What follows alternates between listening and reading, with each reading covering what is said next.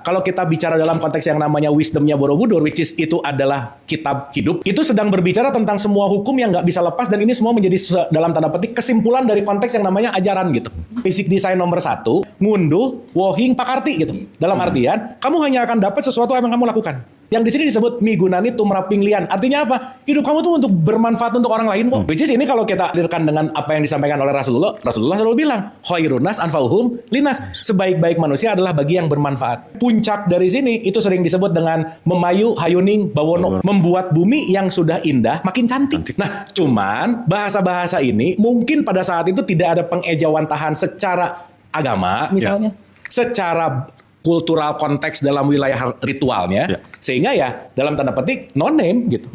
Makanya kan toyo itu sesuatu yang unknown, tao itu sesuatu yang unknown gitu dalam tanda petik. Nah, dari inilah muncul masuk produk-produk yang akhirnya tadi saya bilang semua produk budaya akhirnya menjadi agama gitu. Jadi kalau tadi pertanyaannya apakah leluhur kita udah ngerti ini? Banget, cuman cucu-cucunya yang pada bego gitu dalam tanda petik, justru malah tidak melihat esensi, tapi malah konteksnya sibuk dengan ritualnya gitu.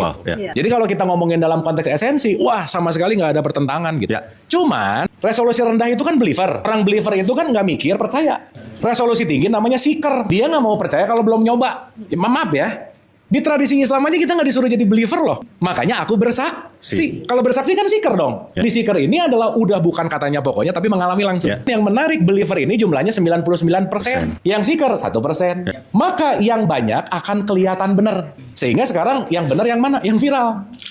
Ketika si believer ini jumlahnya lebih banyak, justru malah esensi tertutup. Agama yang jadi awalnya adalah wahana suci untuk perjumpaan antara manusia sama Tuhan, sekarang dia terdegradasi menjadi yang namanya institusi gitu.